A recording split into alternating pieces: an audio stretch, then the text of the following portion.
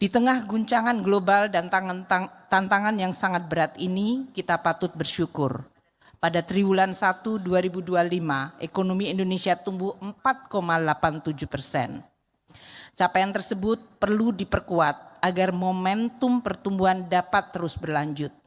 Langkah reformasi struktural, kebijakan dan kelanjutan program hilirisasi dengan meningkatkan ekspor dan memberi nilai tambah yang lebih tinggi perlu terus dilakukan. Perbaikan iklim investasi, penyediaan infrastruktur dan peningkatan partisipasi swasta menjadi faktor penting.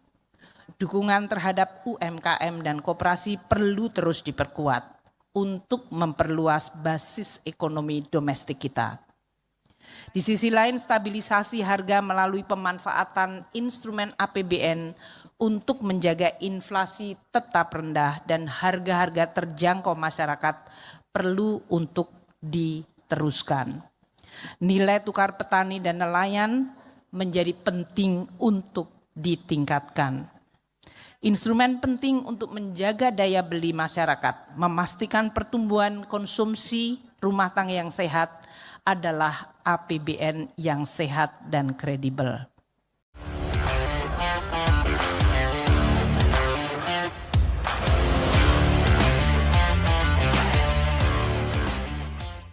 Selamat pagi dan jumpa lagi dengan Pagi. Demikianlah kita saksikan ya laporan Sri Mulyani tentang pertumbuhan ekonomi Indonesia saat ini.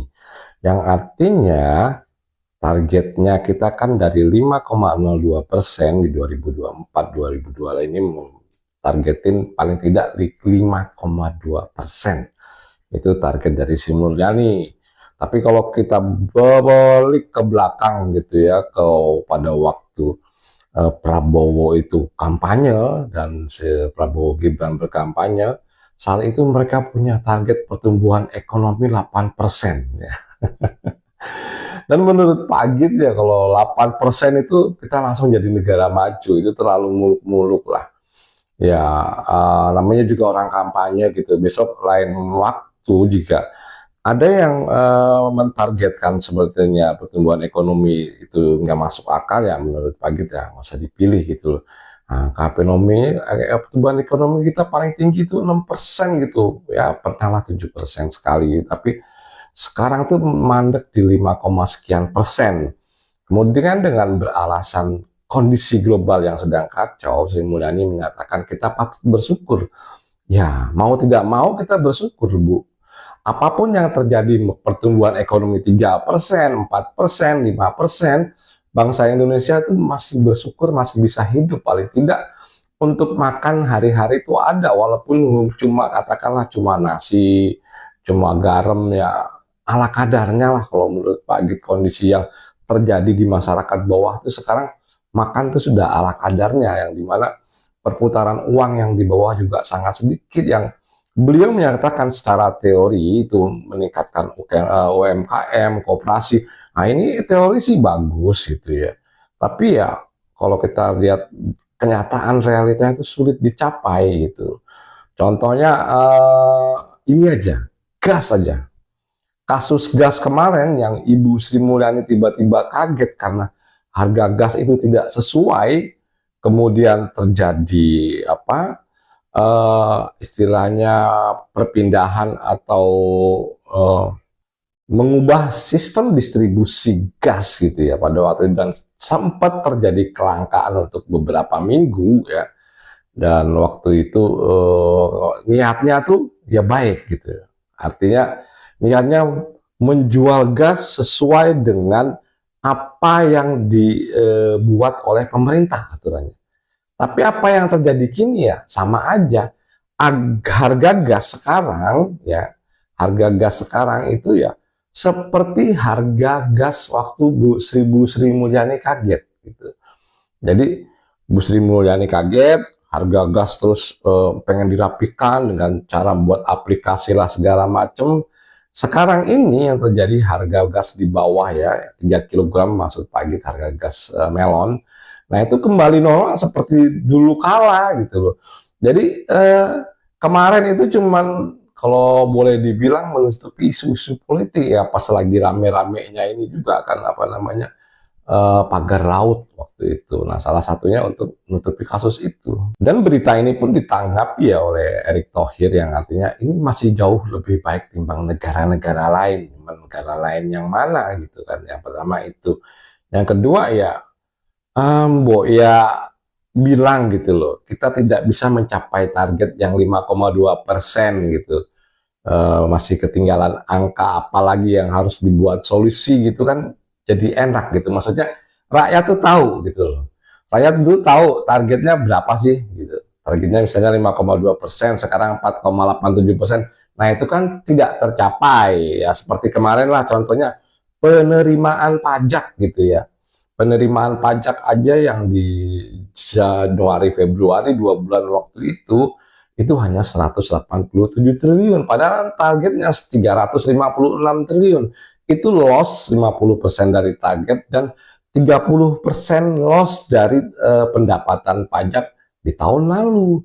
Nah ini kan enak kalau dengarnya begitu, oh berarti Pak Prabowo dan Gibran tidak bisa mencapai target-target yang diinginkan ya. Seperti ini saja cara pertumbuhan ekonomi. Balik lagi ke masalah pertumbuhan ekonomi yang ditargetkan pada waktu kampanye itu 8% ya. Kemudian ya sekarang cuman 5% aja belum nyampe, artinya 4,87%. Tapi ya namanya pemerintah gitu menghibur rakyatnya, ini lebih bagus dari negara yang lain ya. Kita patut syukuri ini ya.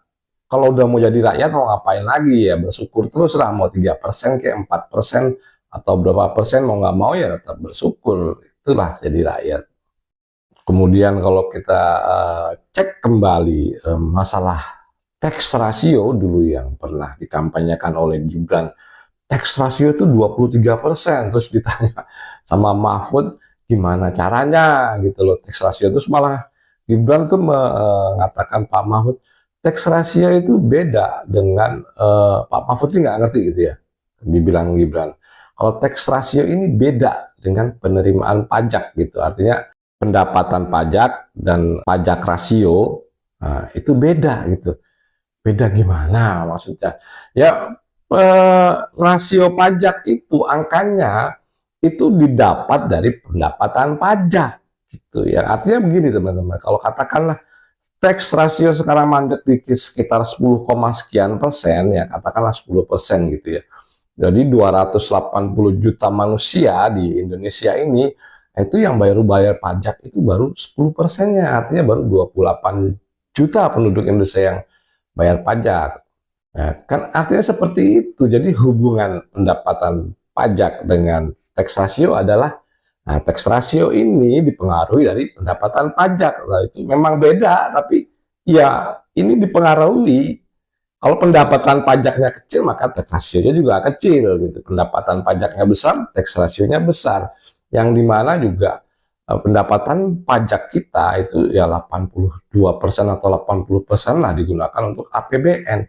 Sedangkan Erick Thohir tadi yang ngomong ini masih lebih baik dengan kita, BUMN itu hanya ngasih dividen itu sekitar 20%. Nggak sampai 20%, maksud pagi 200 triliun gitu.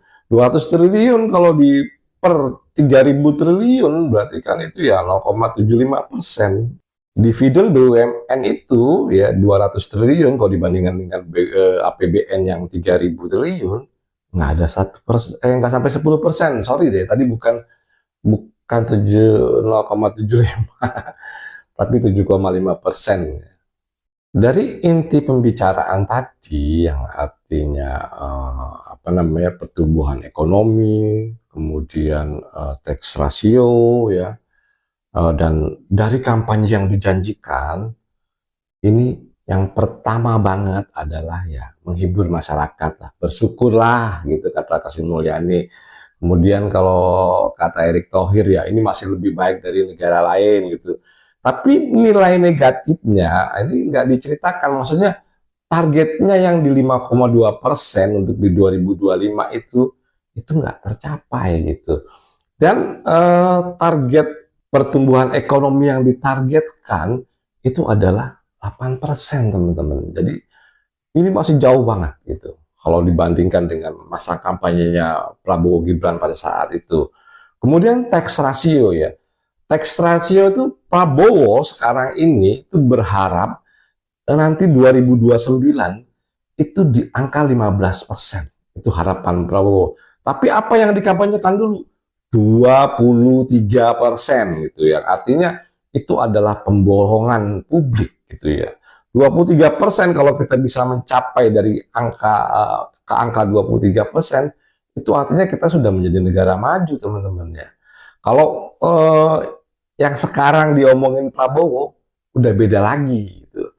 Pada saat kampanye Gibran menyatakan 23%, nah Prabowo sekarang menyatakan kalau nanti di 2029 itu targetnya cuma 15%. Nah, kalau ini masih katakanlah ya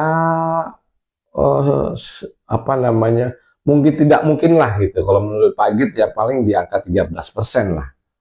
Semua yang diharapkan atau ditargetkan seperti pertumbuhan ekonomi ataupun tax ratio ini tidak ada yang berhasil gitu. Dan apalagi kalau dibandingkan dengan angka kampanyenya gitu ya. Kalau Sri Mulyani kan enggak. Sri Mulyani targetnya tahun ini 5,2% gitu ya. Kalau target kampanye kan 8%, ya kayaknya sih nggak mungkin gitu kan. Yang untuk mencapai 5,2% ini aja susah gitu. Kemudian masalah tax ratio gitu ya.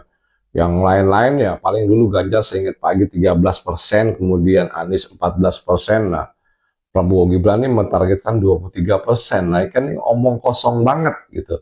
Tapi ya mau nggak mau gimana? Rakyat tuh nggak memperdulikan angka-angka tersebut. Yang artinya begini teman-teman, dalam demokrasi yang dimana rakyatnya itu masih pengetahuannya masih di bawah rata-rata ya, kalau pernah apa namanya dilaporkan itu masih di bawah 80% kecerdasannya.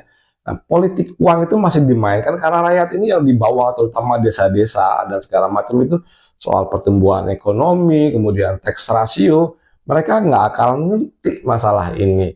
Yang mereka tahu hanyalah, wah saya dikasih duit, wah saya dapat bansos. Yang mereka tahu itu gitu. Jadi kalau demokrasi digunakan dipakai kepada rakyat yang belum cerdas ya, yang terjadi adalah money politik. Money politik ini akan lebih berfungsi timbang nalar politik.